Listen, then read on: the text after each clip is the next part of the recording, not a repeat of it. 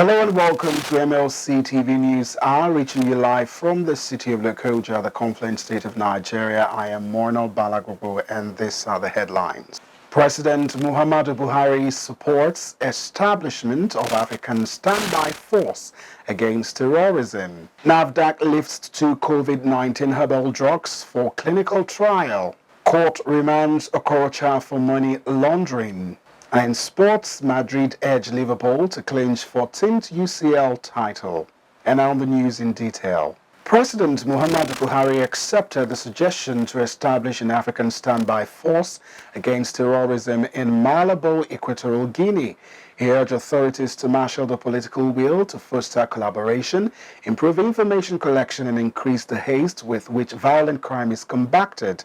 At the 16th Extraordinary Session of the African Union Assembly on Terrorism and Violent Extremism, he stated that resources meant for the development had been diverted to combat violent crimes, leaving many governments with fewer options for investing in people to meet the Sustainable Development Goals targets. President Buhari underlined 4 points on the suggestion for immediate action following the presentation of a report on terrorism and violent extremism in Africa during the conference. The Kano State government has approved the renaming of Kano State University of Science and Technology, WUDIL. The State Executive Council approved the renaming at its last sitting, presided over by the Governor, Abdullahi Ganduje. The State Commissioner for Information, Muhammad Garba, who revealed this in a statement, said the development followed recommendation by the university's visitation panel. The statement said the institution is now to be called Aliko Dangote University of Science and Technology, WUDIL.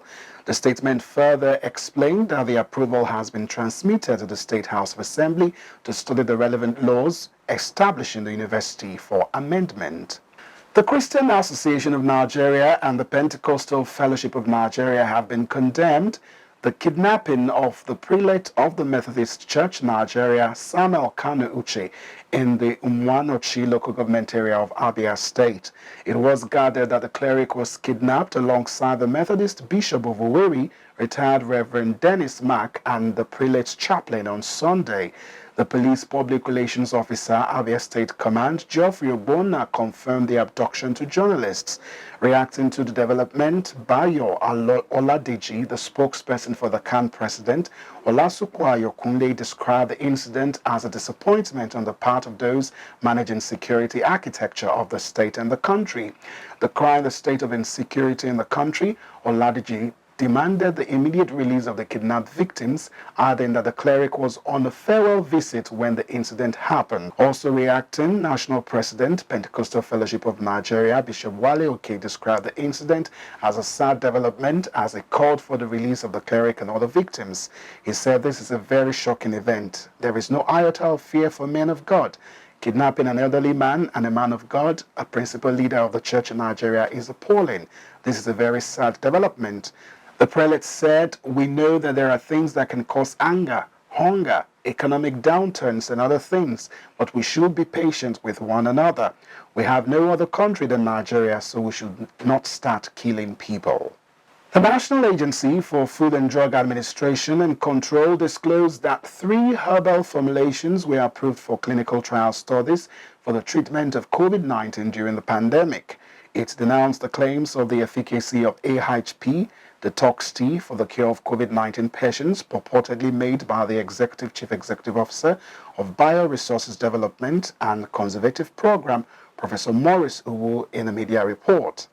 The Director General of NAFDAC, Professor Mojisola Adeyeye, in a statement signed by the agency resident media consultant Sayo Akintola in Abuja, said only NAFDAC could make pronouncements on the quality, safety, and efficacy of all regulated products that showed satisfactory scientific evidence. The statement read in part, the agency frowned at the media reports ostensibly circulated at the instance of the promoters of IHP detox tea, which claimed that the herbal medicine was the only product approved by the agency for the treatment of COVID-19. The NAFDAC boss explained that 3 herbal formulations were approved for clinical trial studies during the COVID-19 pandemic. She insisted that only a NAFDAC-approved Phase 3 clinical trial with enough sample size can be used to make such claims on efficacy after regulatory approval of the study outcomes. Adeyeye also noted that the WHO team and other well-meaning individuals in the research space have found the claim of efficacy of the IHP detox tea misleading, and the agency is saddled with the responsibility to provide oversight and deter such inaccurate information on regulated products in the country. In his response, Iwu admitted that NAFDAC is the only authorized agency by law that is allowed to make any pronouncement on quality, safety, efficacy of all regulated products with satisfactory evidence. He, however, urged the newspapers that published the report to make the necessary correction. The monkeypox situation report released on Sunday night by the Nigerian Center for Disease Control revealed that no fewer than 66 suspected cases of monkeypox disease have been reported in Nigeria. The agency also noted that while 21 have been confirmed, only a single death had been reported. It was reported that monkeypox is a rare disease caused by infection with the monkeypox virus, which belongs to the orthopoxvirus genus in the family Poxvidae. The disease, according to the World Health Organization, is endemic to West and Central African countries. However, it has surfaced in other parts of the world, such as the United States of America, the United Kingdom, Canada, Italy, amongst others. The NCDC noted that it had activated a national multi-sectoral emergency operations center at level 2. We're now going on a short break. We'll be right back. Please do stay with us.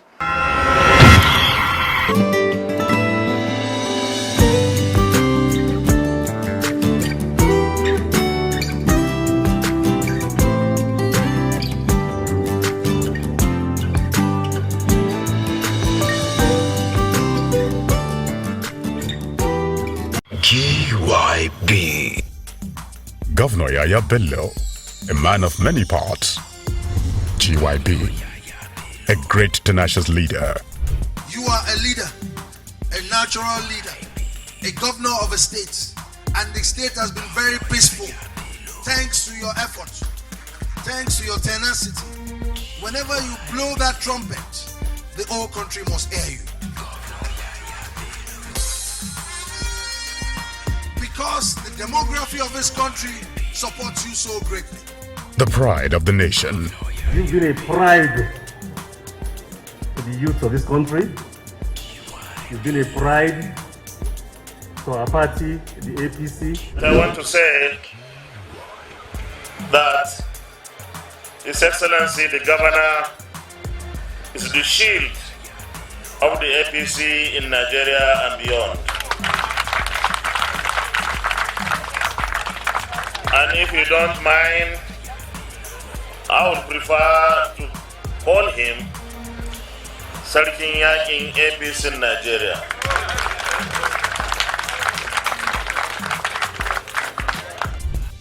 A political strategist. There are only two people in the APC that give me headache. I'm worried about Governor Yaya Bello because of some of the footprints I see him doing, and he's young, he can connect to the right audience. I've seen that of all of them, he's the only one who has been consistently taking steps to try to cut people. Governor Yaya Bello, a trailblazer.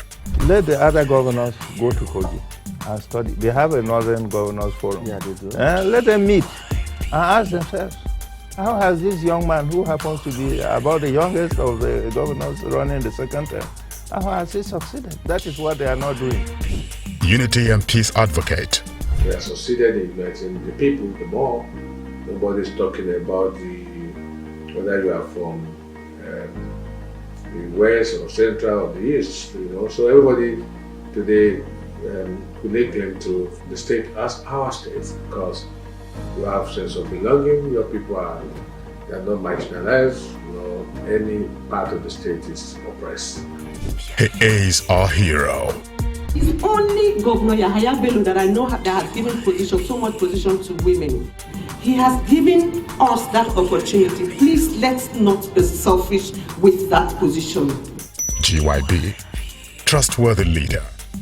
Anybody who is playing politics with the civil servants of Kogi State today should be careful. They should not use us to play politics. They should engage us and discuss with us frankly. And what they really have on hand to offer cookie workers. Let us see different from their own. Leadership with inclusion. All the other governors in Nigeria, please emulate a governor like Yahya Bello. Don't give us only SA and PAs and all that in disabilities. Appoint us into other respective offices where we can work and show you that we have capacity to deliver. A polypath and pace setter. He has an eagle eye to discover potentials in human beings. He discovered me, unveiled me to the world, and I'm where I am today. Governor Yahya Bello, prudent and accountable. Rating of the state has been very, very high in terms of accountability. When the SIFTAS results that was undertaken by World Bank came out in 2017, Kogi State came second. And 2018, Kogi State came first. And then 2019, we also repeated the first position. Inclusive leadership. I most appreciate the contribution of the vibrant young governor of Kogi State, who detests crime and have always been rendering helping hands to nip crime not only in his state, but across the country at large. I doff my hat for Governor Yahya Bello, the support the special forces have been receiving from him. If all governors could emulate, in terms of providing strategic information, I think the peace we have been yearning for will soon be close to us. Arawani, Yahya Bello, Arawani, Babane, Arawani, Kelajo Malugba, Kelajo Malugba, This is who Governor Yahya Bello is. This message is brought to you by Friends of GYB. Welcome back from the break, and now to stories in politics. The chairman of the Independent National Electoral Commission, Professor Mahmood Yakubu, and members of his team on Sunday commenced what the commission described as readiness assessment visit to Ekiti State ahead of the state governorship election scheduled for the June 18, 2022. According to INEC, Yakubu and his team will, during the visit, meet with stakeholders and witness the bimodal voter accreditation system mock exercise. A factional People's Democratic Party in Ebonyi State on Sunday elected its governorship candidate, defying the PDP's National Working Committee directive that all primaries should be cancelled in the state till further notice. This is as 4 governorship aspirants boycotted the governorship primary election of the PDP group in the state, alleging irregularities in the process. The NWC cancellation of all primaries in the state was announced in a statement by the National Publicity Secretary of the party. Debo Olugunagba said the cancellation followed extensive deliberations by the NWC of the party. He said the party will announce a new date of the primary. But the Ebonyi factional chairman of the party, Silas Onu, in a statement, said the primaries were not cancelled, alleging that the NWC did not sit and decide on the cancellation. He accused the National Publicity Secretary and the National Secretary of the party of masterminding the statement without authorization from the NWC. However, 4 major contestants in the factional governorship primaries election withdrew from the race after the election began, citing massive irregularities. The aspirants include Sylvester Ogbaga, Chukwuma Nwazunku, Austin Nwazunku, and Emmanuel Eze.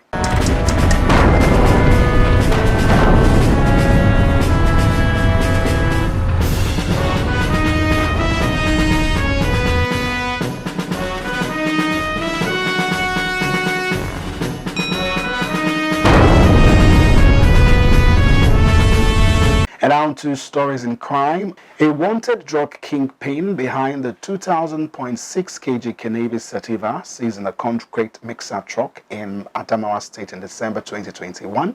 Henry Chukweneku Okamaru has been arrested in Odo State after 5 months of manhunt by operatives of the National Drug Law Enforcement Agency, NDLEA. 2 other suspects, Matthew Donowe and Friday Mbogu, were also arrested in connection with the consignment last December. Spokesperson for NDLEA, Femi Babafemi, said the suspects confessed that the concrete mixer truck with Lagos registration number SMK890XB was loaded with the illicit drug in Ogbese, Ondo State, while they traveled for 2 months on the road before arriving at Adamawa, where they were arrested eventually by the NDLEA operatives. The suspected drug lord, also known as Lawrence Ike or Kamaru, has also been identified as a member of an international drug trafficking ring while he shuttles between Nigeria and South Africa, where he settled with his family. He has a strong control and stake in cannabis cultivation in Ondo, Edo, Ekiti, Osun and Oyo states, with large storage facilities in Lagos and Abi in Delta State, from where his consignments are distributed year-round. In the same vein, a 36-year-old Nigerian based in Italy, Nwakama Michael Uche, has been arrested at the Nnamdi Nzikwe International Airport, Abuja, for ingesting pellets of heroin.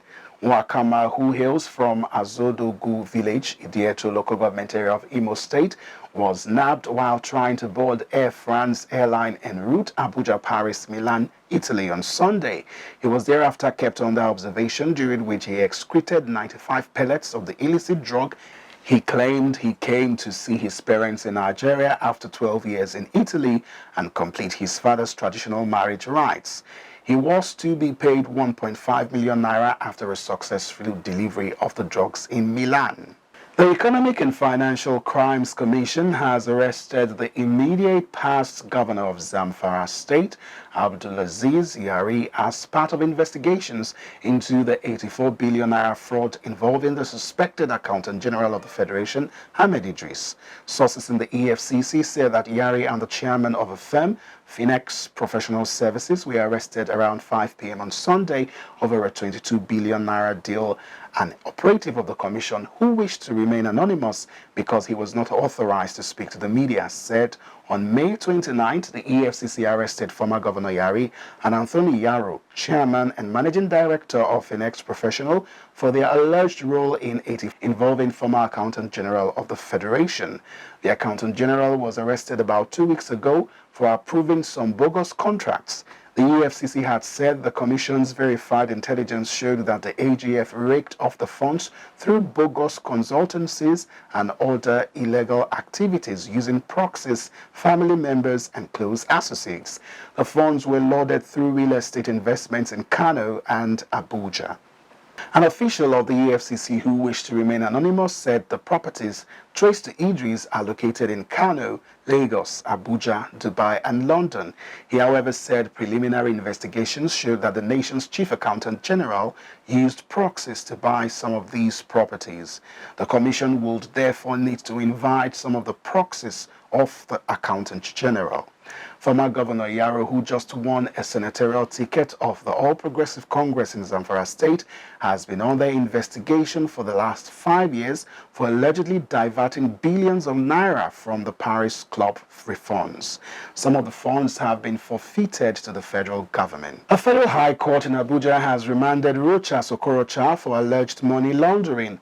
Okorocha was alleged to have laundered funds to the tune of 2.2 billion naira while serving as governor of Imo State. He was arraigned alongside Ayim Inyere Chinyere, Naftali International Limited, Perfect Finish Multi-Projects Limited, Consolid Projects Consulting Limited, Pramif International Limited, and Legend World Concept Limited as second to seventh defendants, respectively, before Justice Iyang Ekwo. They are being charged with 17 counts bordering on money laundering. Okorocha, who was accused of refusing to stand trial, was arrested last week by the anti-graft agency after a 7-hour siege at his Abuja residence. Okorocha, through his lawyer Ola Olanipekun San, had on Friday approached the court on liberal terms, but the request was turned down by the court. Justice Ekwo ruled that Okorocha and other defendants should be remanded in the AFCC custody and adjourned till Tuesday for the hearing of the bail application. And now to sports. Let's now join Jonah Malik for our sports news update.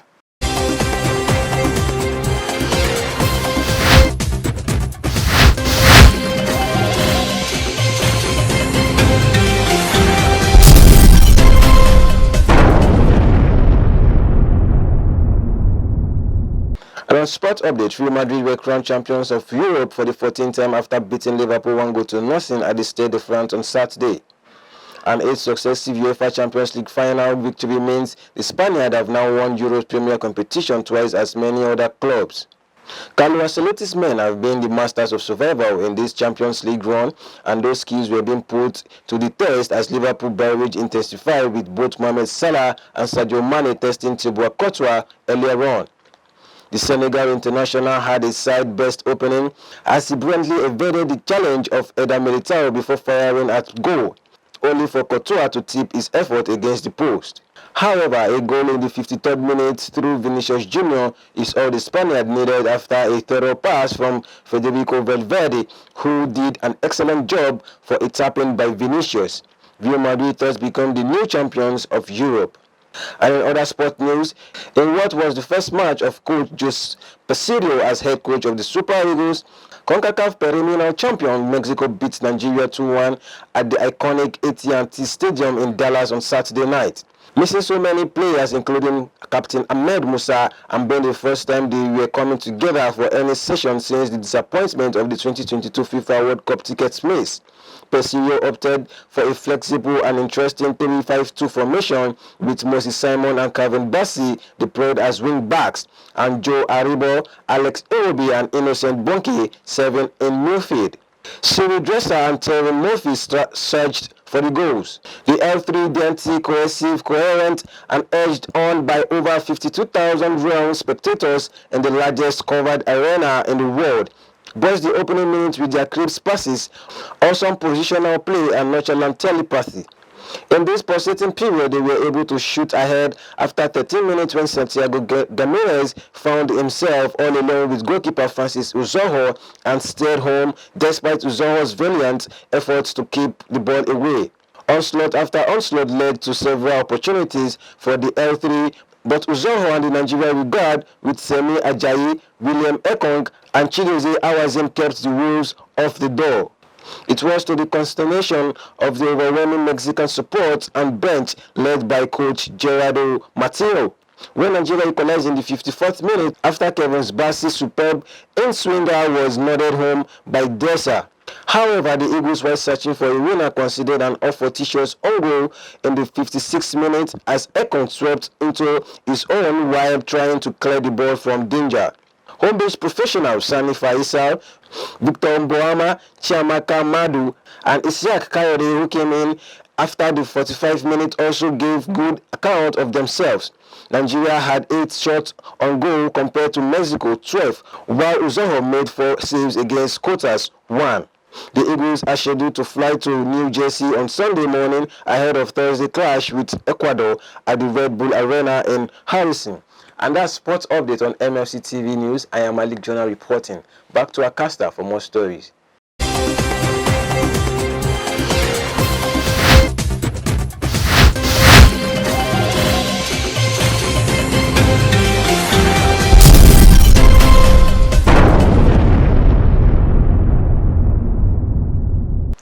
Thanks for the update, Jonah. And on entertainment, Matthias Ayodiji is standing by.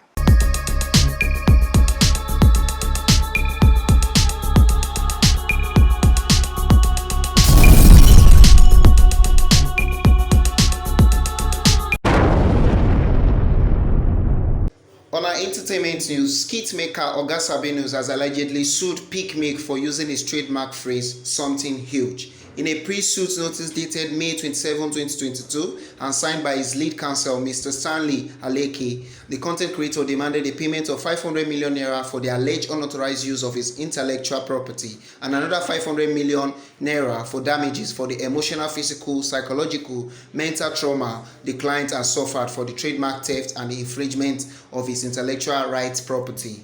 In the notice, the comedian pointed out that a company belonging to Picnic, Friendslands Food Wamco Nigerian PLC, used his trademark slogan "something huge" to advertise and promote their product, Picnic. He noted that the advert made on Picnic's Nigeria verified account at @pic_milk on May 24, 2020 used the slogan, which has been trademarked on November 26, 2021.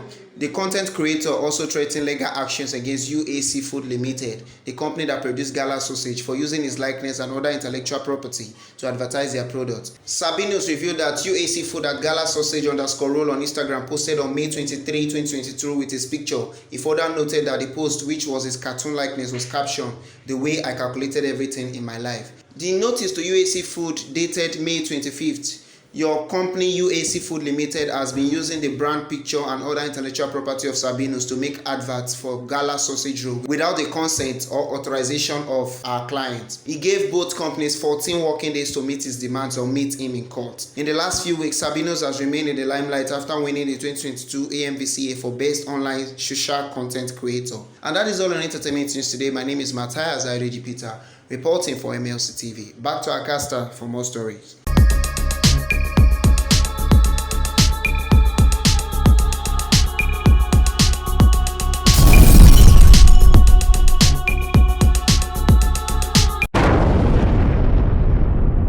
Thank you, Matthias, for that update. And that is the size of our package today. Join us tomorrow at the same hour to watch our news as we give you updates on happenings within and across the globe. Don't forget to subscribe to our YouTube channel, Malachite TV. Like and follow our Facebook page, MLC TV, Instagram, MLC TV 2021, Twitter at MLC TV 1. For your event coverage, information, contribution, and advertising sponsorship, please do call any of our numbers displayed now on your screen. Join us Friday and Saturday to watch our special programs. Friday 9 p.m., Local Government and You. Saturday 7 p.m., Family Affairs. 9 p.m. Political Arena, and Women's World Sundays by 6 p.m. It's Malachite TV, reaching everywhere, informing everyone. I am Warno Balagubu. Please continue to be your brother's keeper to build a united and peaceful society together. Good day and thanks for watching.